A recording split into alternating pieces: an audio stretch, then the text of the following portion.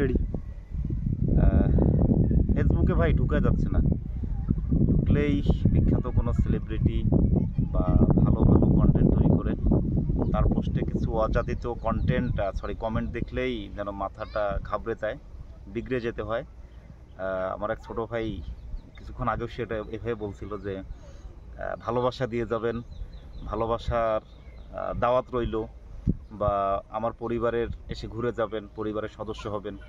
আবার সবচেয়ে বড় যে বিষয়টি সেটি হচ্ছে যে বর্তমান সময়ে ফেসবুকে কমেন্টের নামে যে গঠনমূলক কমেন্ট, তো গঠনমূলক কমেন্টের চিত্র ঠিক এরকমই, ভালোবাসা দিয়ে যাবেন, ভালোবাসা রইল এবং আমার পরিবারে আপনাকে স্বাগত, এভাবেই হয়ে থাকে এবং এগুলোই নাকি গঠনমূলক কমেন্ট। তো আমার শ্রদ্ধেয়, তাদের প্রতি শ্রদ্ধা রেখেই বলছি, শ্রদ্ধেয় শব্দটিও যুক্ত করলাম।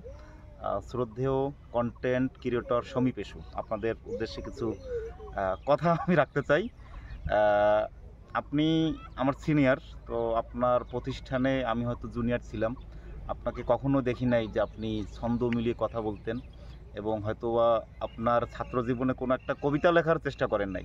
এখন হয়তো আপনার সেই সুপ্ত মেধা বিকশিত হলো, আপনি প্রত্যেকটা কথাই ছন্দ ছন্দ দিয়ে বলছেন, আবার গঠনমূলক কথাবার্তা বলছেন, উপদেশ দিচ্ছেন। তো আপনার অডিয়েন্স কারা হবে?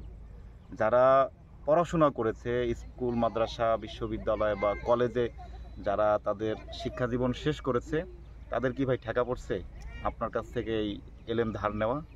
এবং আপনাকে আমি ছোট করছি না, কিন্তু আপনি হয়তো একটা অন্ধ নেশায় আছেন যে আপনাকে সবাই ফলো করবে, যেমন হোয়াটসঅ্যাপ না কি যেন একটা নাম আছে, বিলাল বা থটস অফ বিল্লাল। হ্যাঁ, তো ভাই আমাদের শিক্ষিত সমাজের কোথায় ঠেকা পড়ছে তার কাছে গিয়ে এই যে এগুলো ধার নেওয়া? আবার রিপন ফ্রেন্ড, তাকে দেখলাম সাম্প্রতিক সময়, সে হয়তো বা নেপালে গিয়েছে প্লেনে, এবং তার শুরুটা তার জায়গা থেকে যেমনটি ছিল অনেকটা পরিবর্তন এবং অ্যাপ্রিসিয়েট করার মতো। হিরো আলম, উনি রবীন্দ্রনাথের যে বিখ্যাত রবীন্দ্রসঙ্গীত, নজরুল সঙ্গীত সবগুলোই তিনি কণ্ঠ দিয়েছেন, চেষ্টা করেছেন।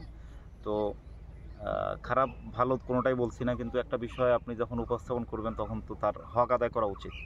তো আপনাকে আমি দেখলাম না যে আপনি ছন্দ মিলে কথা বলেন বা আপনার লাইফস্টাইল এরকম ছিল। এখন আপনি শুধুমাত্র কন্টেন্ট ক্রিয়েটর হওয়ার সুবাদে যা শুরু করেছেন ভাই, এটা মেনে নেওয়ার মতো না। আর শখের বশে আমিও হয়তো 2-4টা ভিডিও করতেছি, যদিও শরম লজ্জার ভয়ে কাউকে বারবার বলা হয় না যে আমার আইডিটা একটু শেয়ার দেন, লাইক দেন, পেজ ফলো দেন। এটা নিজের কাছেও বিরক্ত হয়। তারপরও যতটুকু ভিডিও করি শখের বশে, তারপরও মনে হয় যে আমি কি আসলে বিরক্তি সৃষ্টি করছি কিনা। হতেও পারে কারো আমি যে কথাগুলো বলছি, আমার কথা দিয়ে আমাকেও তো আক্রমণ করা যায় যে আপনি এটা বলছেন, আপনিও তো এই কাজটা করেন, আপনিও তো অনেক করতেছেন। তো ক্ষমা প্রার্থী যদি কেউ বিরক্ত হয়ে থাকেন। আর আমার কমেন্ট না করলে অন্তত মেসেঞ্জারে আমাকে নক করবেন যে ভাই একটু বেশি হচ্ছে, বাড়াবাড়ি হচ্ছে, আমি শুধরানোর চেষ্টা করব। আর যারা আপনারা কন্টেন্ট তৈরি করছেন, অনেক দেখেছি সেই ধারাবাহিকতা, অনেক শিক্ষিত সমাজের প্রতিনিধি যাদেরকে বলা যায়, প্রাইভেট পড়িয়েছেন বা ভালো স্টুডেন্ট ছিলেন, এরকমও বর্তমান সময়ে বিবাহিত লাইফের পরও দেখা যায় যে ঝাঁকানাকা নাচতেছে, তার স্ত্রীকে হয়তো বা সামনে আনতেছে, গান উলালা মতো হিরো আলম হওয়ার চেষ্টা। আবার অনেক সময় গায়ের গেঞ্জি টি শার্ট খুলেও এভাবে এভাবে মানে গলা মিলাচ্ছে গানের সাথে, যেটা অনেকের ক্ষেত্রে হয়তো বা মেনে নেওয়ার জন্য একটু কঠিন।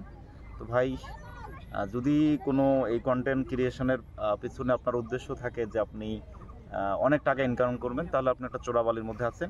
আপনি হয়তো বা সামনে দেখছেন যে হ্যাঁ ওখানে জল, পানি, আপনি তৃষ্ণার্ত হয়ে সেখান থেকে আপনি পিপাসা নিবারণ করবেন, কিন্তু অসম্ভব। ফেসবুক একটা ধোকার জায়গা, অনেক চ্যালেঞ্জ এখানে পূরণ করতে হবে, আপনি এটা আদৌ তার ধারে কাছে পৌঁছতে পারবেন না।